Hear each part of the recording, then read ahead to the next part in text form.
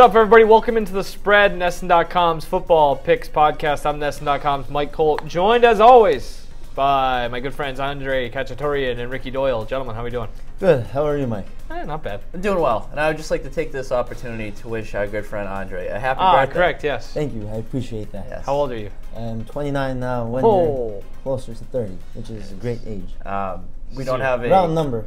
We forgot a cupcake with a candle, like we did for Mike's birthday last year, but we'll make it up to you later in the Maybe day. next year. I was 30 last year. Yeah, it's That's 30, true, only yeah. 30th Yeah, birthday. that's And only- it's unfortunate because your birthday's not during the football season, so we can't present you a cupcake on the show. But Spring training. we'll do a spring training picks podcast. Over-unders for spring training.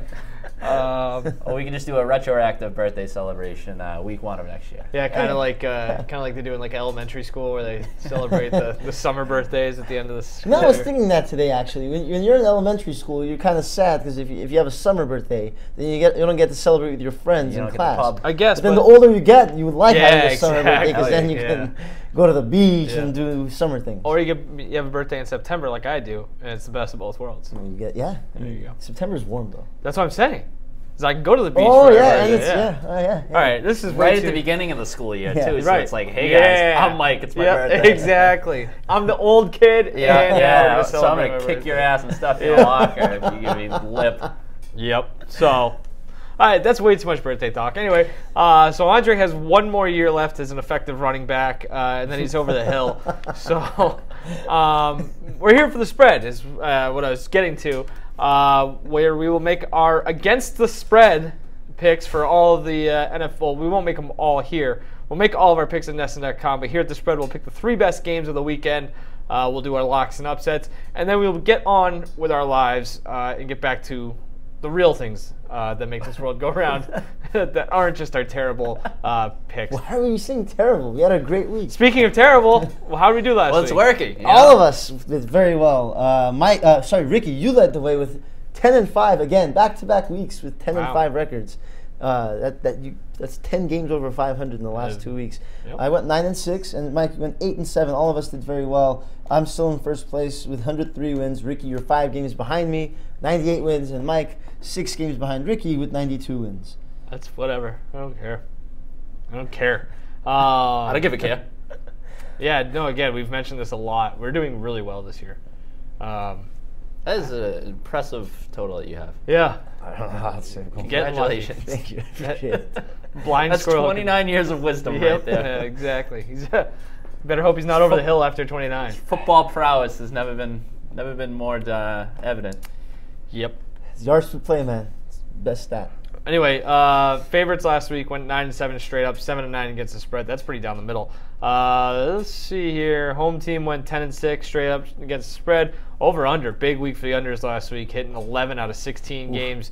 That there's been a bit of a run on the under, so if you're looking for a little value, maybe the over is a play in a couple games this week. That's down to 91 and 100. Hey, that Saints-Bucks game for the over. I like that. 55.5. And I will say, I had a decent week last week, but I was spot on with that Patriots-Vikings game. The under was the play in that game, not the side.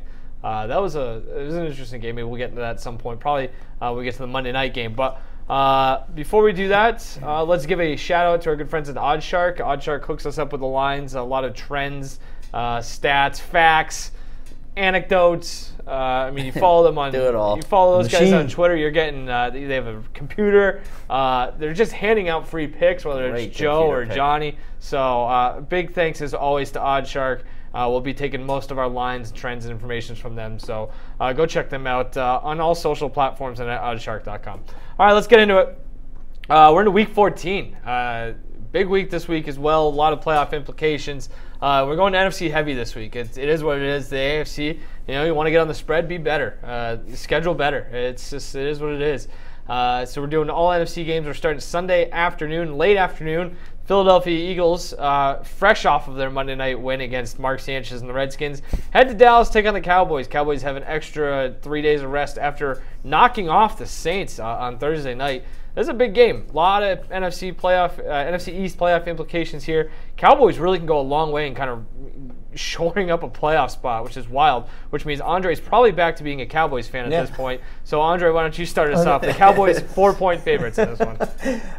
Oh, wow, I started off. Yeah, I can see his jersey underneath that white dress shirt. Every time the Cowboys start doing well, they end up, like, crapping the bed and losing. But I think they're going to win this week again, and they cover that 4-point spread, mainly because of the Eagles' issues stopping the run. They allow 5 yards per carry. That's the third most. And last time these two teams played, Ezekiel Elliott ran for 151 yards. He scored a touchdown. Absolutely destroy that Eagles defense. And, if he's running the ball the way he is, it takes a lot of pressure off Dak Prescott. Zeke ran the ball well against the Saints last week. Prescott was sacked 7 times in that game, but he still completed 24 of 28 passes. So as long as Zeke runs the ball, which I think he'll be able to do against his Eagles defense, Prescott will do better, and everything just works better. Then Dallas offense starts clicking, and then the Dallas defense starts clicking. And Philadelphia also 26th in turnover differential. They make some mistakes. Dallas defense is playing like nuts right now. Just the way they played against Drew Brees, I think that carries over this week. When Zeke rushes the ball fewer than 70 yards a game, Dallas is 0-4, and I think he will absolutely surpass that number. So I'm trying to figure out what's different now as opposed to Week 10 when the Cowboys won 27-20 in Philadelphia. Obviously, Dallas hasn't lost since. Philly, I think they got steamrolled by New Orleans the next week and then won back-to-back games. But against the Redskins and the Giants. So not the best competition. Right. I do like what they got going on offensively, though. I think they're trending in the right direction. Getting Golden Tate more involved. Josh Adams, it seems like they got something there. He had 7 carries in that Dallas game, but has had 22 and 20 the last 2 weeks. Darren Sproles is back. Love Darren Sproles. I love what he brings to that team offensively. And you want to talk about over-the-hill running backs. Hopefully I'm going to be like Darren Sproles. Yeah. So, I think he has the ability to impact both offensively and on special teams. So, I'm going to take the points because I think this game ultimately will probably come down to a field goal. You mentioned the rushing attack of Dallas. So I think what's going to be paramount in this game is for the Eagles to stay on the field. Number one in time of possession. If they can control the ball, they controlled it for 39 minutes against Washington. They do that this week. Can't stop the run. So they do that this week. I don't know. I still like, for all the ups and downs that Philadelphia has had this season, I still like their ability to control the line of scrimmage. I mean, I know you highlighted their issues against the run, but that is just the personnel in that front seven is still good. You look at Dallas's offensive line. I think Zach Martin has been dealing with a little bit of a knee issue. They're going to get Tyron Smith back, but is he 100% healthy? So I just think that they will be able to do enough defensively to slow the Cowboys' offense, which, let's face it, didn't look great against New Orleans. I mean, the defense won that game. And then on the flip side, I like the strides that Philly's offense has made. So I'll take the points in this one. I'm going to take the Cowboys as well with Andre. The time of possession thing is interesting. Philly has won the time of possession battle in each of its 6 wins. That's nothing too surprising because, as you mentioned, they lead the league. So that's obviously a huge thing for them. But in their Week 10 game, which you mentioned, the Cowboys won. Cowboys held it was about a 7-minute advantage. It's a pretty big advantage when it comes to time of possession. And to Andre's point, they ran the ball really well. I expect them to try to do the same thing here. Philly's defense, I saw nothing on Monday night that makes me think that Philly's defense is any better than I thought it was, and that says more about the Redskins than anything else. I mean, when that team goes out there starting Colt McCoy and then has to turn it over to Mark Sanchez, and, you take away the touchdown itself wasn't fluky, but in the grand scheme of things, the Adrian Peterson 90-yard touchdown run, guy ended up running for 98 yards on the night. Kind of an anomaly, I guess we'll say, not necessarily. It's amazing that a guy, with as much mileage on his legs as he has, can run 90 yards and not get caught by another professional football player. It's wild. But I guess that's where the Eagles' defense is right now. And they're not getting a whole lot healthier, especially in the secondary, which is where, Amari Cooper, I expect him to have another big game. The Cowboys were chastised for that trade when they gave him a first-round pick. Well. He's caught 30 of 40 targets for 424 yards and 3 touchdowns since the trade. He had 6 catches on 10 targets in Week 10 against Philly. And I also like this in terms of trends. Following Thursday Night Football since 2014, the Cowboys are 7-1 the next week, 6-2 against the spread. The rest of the league, 70-92 straight up, and 71-83-8 against the spread. So the Cowboys are just by and far the best when it comes to that. which is, I don't know if that means anything, but I just thought it was an interesting little tidbit. So I like the Cowboys to keep rolling here. I just don't think the Eagles are that good, and I'm not going to get too carried away with wins over the Giants and the Redskins the last couple of Dak weeks. Prescott just 1 interception in the last 7 games. Yeah, but I'm not saying he was like trying to cough up the football. I understand that. I'm just saying when Zeke runs the ball well, Dak's a better quarterback. And he's also a much better quarterback at home than on the road, and he's at home in this game. I'm not saying Dak's anything great. I think New Orleans is better, I thought obviously, last than week. Philly. I mean, where they're standing right now, at least. So, all right. Game for Zach Ertz this week. 14 catches, I don't think so, man. Leighton Vander Esch in that middle. That guy, he's going to be Defensive Rookie of the Year? Yeah, definitely. And that was Derwin actually one James, thing that was interesting. You were talking about the Cowboys defense playing better. They've done it all without Sean Lee, which is like usually been their death knell for them. And it sounds like Jerry Jones came out and said, I think he said it today, that like Sean Lee's going to get his starter's job back when he comes back. It's like, oh, I don't know about that. Why do you even come out and say that? Yeah, I know. We'll deal with it when he gets there. It's like the guy just needs to say something. To get, well, he also said he has his own press conference. He also said they're keen on the Kareem Hunt. They're interested to see what happens with that. Which, of course, they are. I mean, it may have been just we want to make sure that the commissioner does everything that's right, but it also could have been we would like to sign him at some point. So who knows? All right, let's get into Sunday night. I think this is, if you're asking me, you want my pick for the game of the week, it's this one. This is a classic offense versus defense with the Los Angeles Rams are I always screw that up. Road favorites when they go to Soldier Field, take on the Chicago Bears at 8:20 p.m. in the evening. Sunday Night Football, total set at 52.5. Going to be mid-20s and clear. Going to be a fine night for football. Like I said, the high-powered Rams takes on a staunch Bears defense. Bears still up in the air in terms of Mitchell Trubisky. I think it was Ian Rappaport who said Sunday. It was either Sunday or Monday that they expect him to return, but he still expects to be limited in practice this week. I don't know if that's the team you want to have him return against Aaron Donald and that defense, but the Bears have to make that decision, so it's hard to say right now. But we will see. We'll have to wait and see on that. We'll try to make our pick without it, so we'll start with Ricky. Yeah, I mean, that's I feel like it's a big caveat to this whole thing, whether he plays or not. I'm going to work under the assumption that he is going to play because I don't know why the hell not, because it would significantly change my opinion of this game if he doesn't play. But if he does, I like Chicago.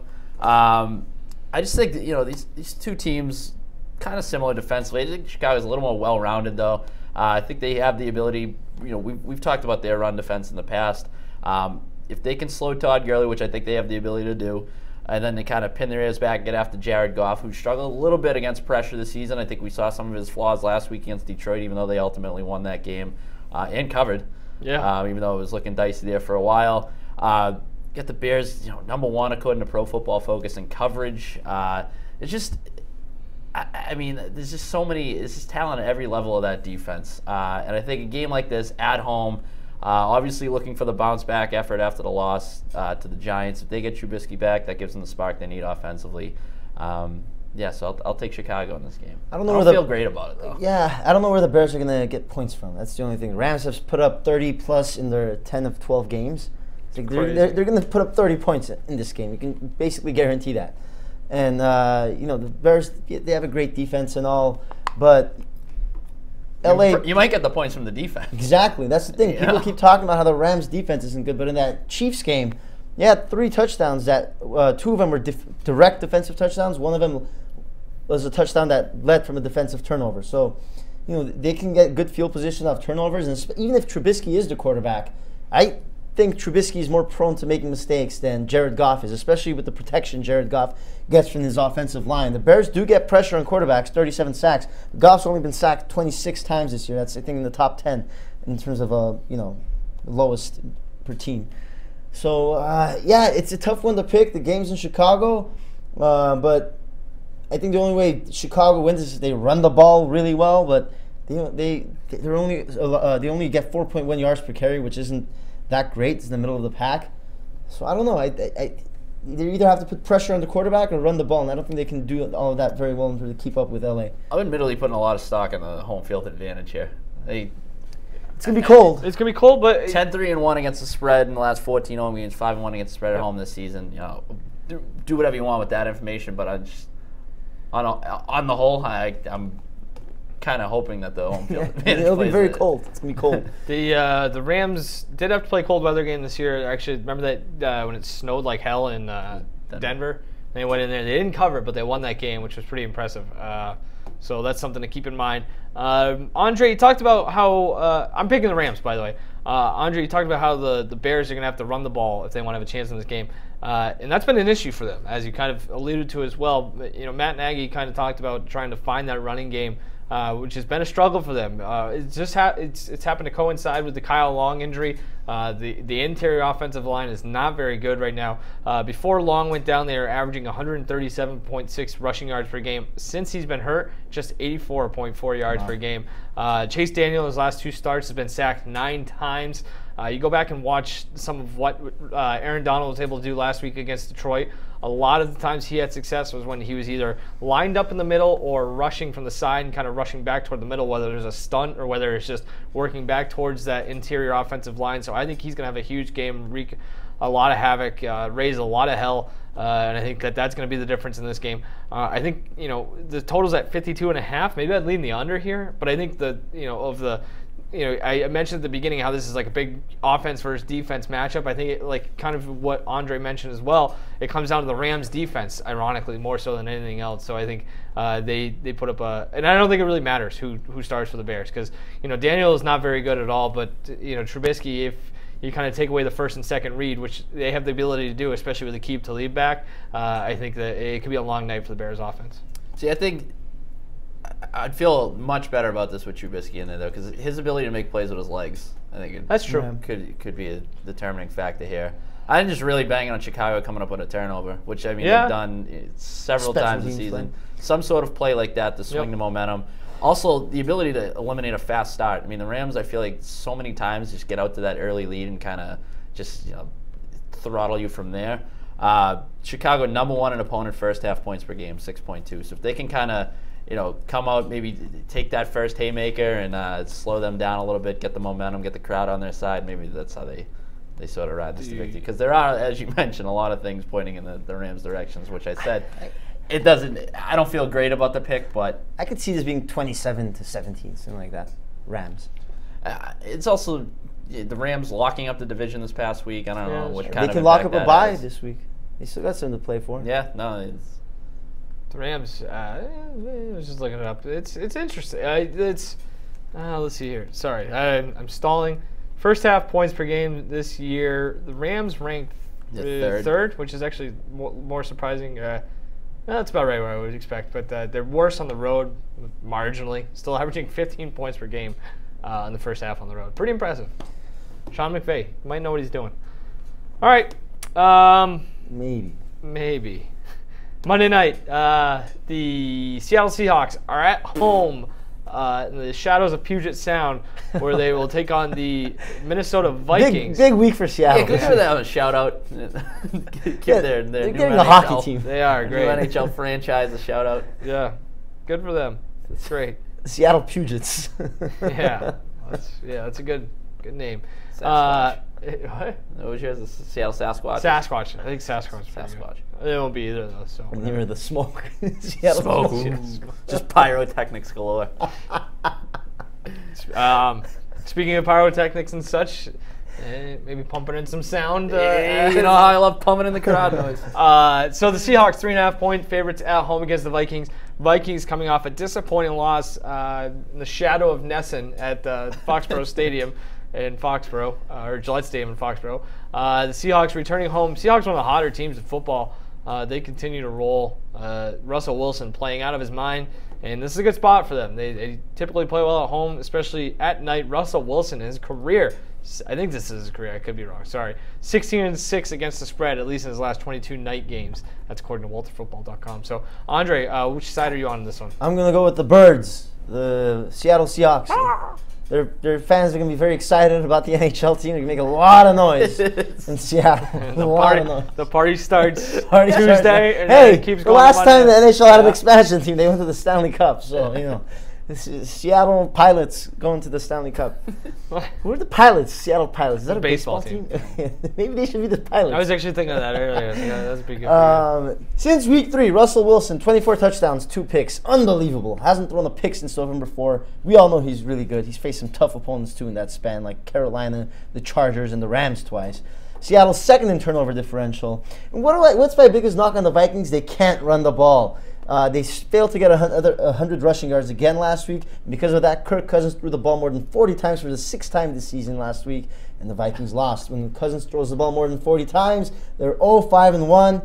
And Seattle's rarely on defense. Why? Because they run the ball well. They lead the league in rushing yards per game. They've been on defense for just 717 plays. It's the second fewest in the NFL. They're barely on defense. They're always running the ball, eating the clock. And I think that's what's going to happen here. It's funny you mentioned that about Kirk Cousins, all those attempts. Vikings throw the ball 67% of the time, the highest in the NFL. There's just no balance offensively. That's, I think, you guys laughed at me when I said Dalvin Cook isn't good last week. Well, I mean, there's so much talent on that team. Like, they should be better than they are. And I thought last week was their opportunity to kind of show that. And then they come out and it just looked a little flat. I mean, a lot of that stems from the Patriots being able to take away, your best weapon week to week, and not just really never losing in Foxborough in December. But good God, what a schedule, going from playing in New England, traveling across the country. Now you got to play in Seattle on Monday night. I mean, good luck with that. You mentioned the numbers to back Russell Wilson in his career in prime time. Seahawks 15-2 straight up and 13-3-1 against the spread in 17 home primetime games under Pete Carroll. So he gets these guys up for it. They're 22-8 straight up in December and January under Pete Carroll. So they, like the Patriots, get better as the season goes on, which I think is really why you see these guys making noise in the playoffs each year. To go back to the whole balance on offense thing, though, I did go back and to see what the Vikings were last year in terms of how often they threw the ball. They threw the ball 54% last year, which was 28th in the NFL. So that tells me that they go out, they get Kirk Cousins, and they got this brand new shiny toy that they just want to just unleash and play with like crazy. And that's probably, you got the weapons to be able to do something like that, but I don't think it's the most efficient way to run your offense. So we've spoke several times about the changes they've made on defense to improve over the course of the season. They haven't really done that on offense. So I'd like to see more balance from them, and until I do, I like Seattle at home in this one. 18-2 in his career, 40 attempts or more. Wild. Yeah, pretty. And it's also Washington last year. They were like middle of the pack, like 15th in the NFL in terms of how often they throw the ball, which is probably what you should be doing when you have a Kirk Cousins-led offense. Yeah. Like, he's a good quarterback, but he is. I don't think you should be running him into the ground. Right. You shouldn't be doing that with any quarterback. Even when the Saints, in the 5-6 years ago when they weren't very good, Breeze was always in the top in pass attempts. They weren't winning games.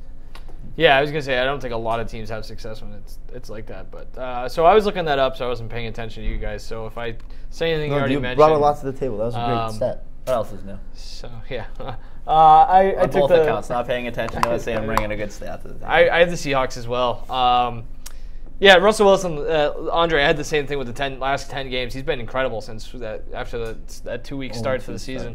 And now it's not going to get any easier for Minnesota, who, as good as the defense has been lately, they have injuries in the secondary. They lost quarterback Trey Waynes to concussion last week. Xavier Rhodes still hampered by a hamstring injury. If those guys aren't ready to go, if they aren't 100%, that's going to make it even more difficult to slow down Wilson and that offense. Minnesota, I wonder how good they actually are. I think somebody might have mentioned this last week, but you look at the combined record of teams that they've beat this year, 21-49-1, those 6 wins, and their 5 losses, the teams that they've lost to, combined record of 42-18. So just 2-3-1 on the road with 2 wins coming against Philly, which is and the Jets, who aren't good at all. The run game really is just weird. And Mike Zimmer was kind of critical of the play calling, John DeFilippo, and then they both insisted through the media that there weren't any issues. But they came out and they ran the ball pretty well last week. They were averaging 7.3 yards per carry against the Patriots and just kind of abandoned the run. And they only ran the ball 13 times. Now they have a Seattle defense that's giving up 5.1 yards per carry this year. I just have no confidence in the fact that they'll stick to the game plan, especially if they're chasing numbers all night, which they could be against Seattle. So I will take the Seahawks. It's just one of those things too, where playing out there, the game can get away from you quick. So if Seattle starts fast, you're playing catch up, and then that's you're just kind of playing. You're falling right into that trap, and then you're playing catch up football. You're throwing the ball a ton of times, and as you mentioned, they aren't as good when Cousins does throw a lot. So not a good spot for them to be going into when they need balance. So. No. All right. Trust. Who do you trust more? Exactly. Yeah. In this situation, this big game for both teams, at home, I trust the Seahawks 10 times more than I trust the Vikings. It's a brutal stretch for the Vikings. It does suck. Tough, man. The Packers went through the same thing. As somebody who follows them closely, it's just that NFC North. It's the way the schedule kind of worked out this year. So it didn't do them any favors. But I think probably the team that these teams are both pretty secure in terms of the playoffs. So I think that kind of maybe how that affects things. Minnesota might not make it, man. Eagles. Yeah, it's the way I see it though. Redskins we can talk about the playoffs real quick. Carolina. At least in the NFC, I just kind of see it as like, one team's getting out of the NFC East because I can't see those teams being. Well, one thing that really helps the Vikings is the Panthers collapsing. Right, and that's the other thing too is that the South. So I don't know where the playoff teams come from. I'm looking it up real quick. I just think it's It has to be interesting. the Panthers, right? I mean, their schedule's down. So the Cowboys 7-5, Eagles 6-6, Redskins 6-6. But you can see the Eagles and Redskins each losing twice again, right? You know what I mean? So there's that. Like the Vikings. The Redskins, I feel Carolina like the Redskins still you has can to write play- them off. Oh, they're done. Yeah. Carolina still has to play New Orleans twice. Right. Yeah. And so what is Carolina? They're 6-6. Tampa Bay's still hanging around. Seahawks.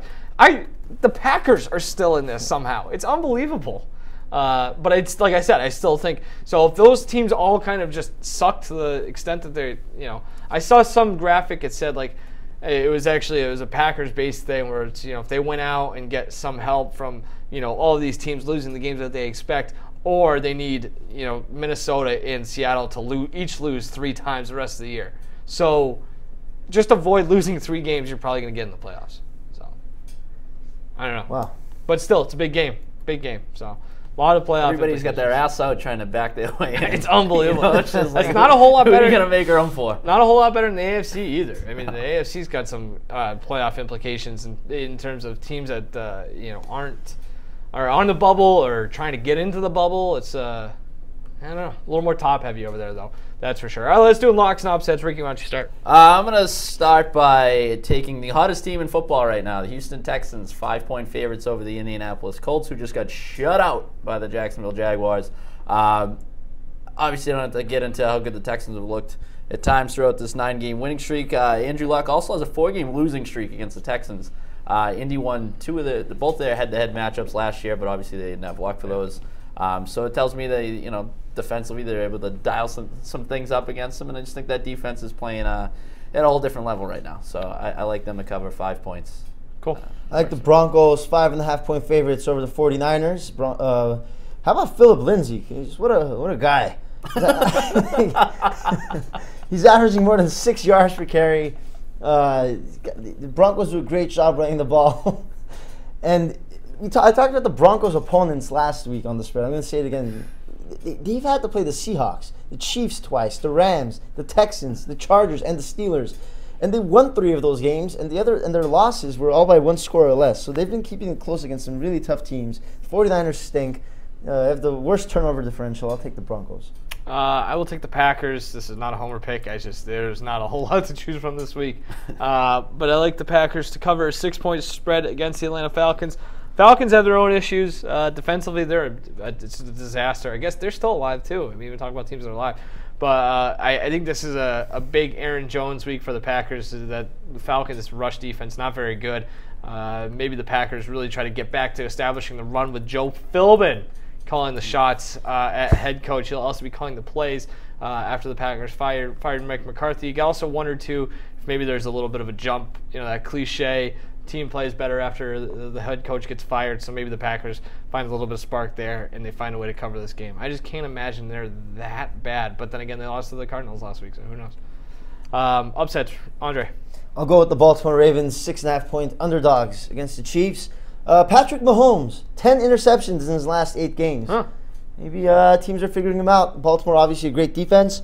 And the Ravens, they have the 3rd most rushing attempts in the NFL, and they're going up against the Chiefs defense that allows 5.1 yards per carry. That's way up there. So I think Baltimore can eat the clock, keep the ball away from Kansas City, maybe force a turnover and pull off the upset. It always seems to come up Patriots this time of year, and the Chiefs losing would certainly help the Patriots. Yeah. So. Ricky, excuse me. I took the hottest team as my lock. I'm going to take one of the coldest teams as my upset, or going against one of the coldest teams. I'm going to take the Browns, 1.5 point underdogs over the Panthers, who've lost 4 in a row.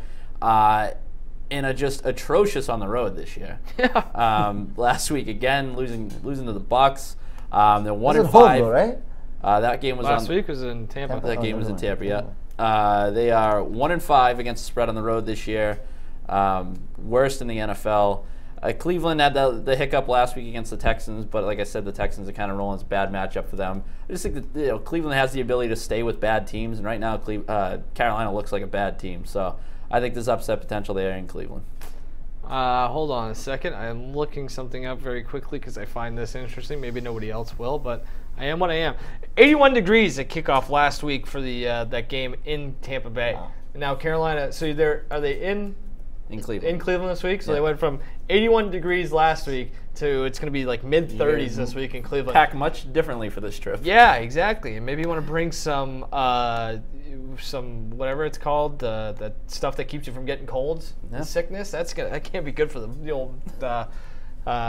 What is that thing called? Shock in the system. Your immune system. I can't even think. Emergency. No, I was just thinking. I was just trying to think of the word immune. And I am not that smart. My upset, I'll take the Arizona Cardinals as 2.5 point home underdogs against the Lions. The Lions probably shouldn't be favored over anybody really at this point, especially on the road. So I'll take the Cardinals going home. They're starting to run the ball very well, averaging 133 rushing yards per game over the last 3 weeks. Detroit, meanwhile, 0-6 when allowing 128 yards or more on the ground this season. You can run against them. I think that's what will happen. David Johnson looks like he's at least as close back to normal as he is going to get. And that was Edmonds kid. Is that his name?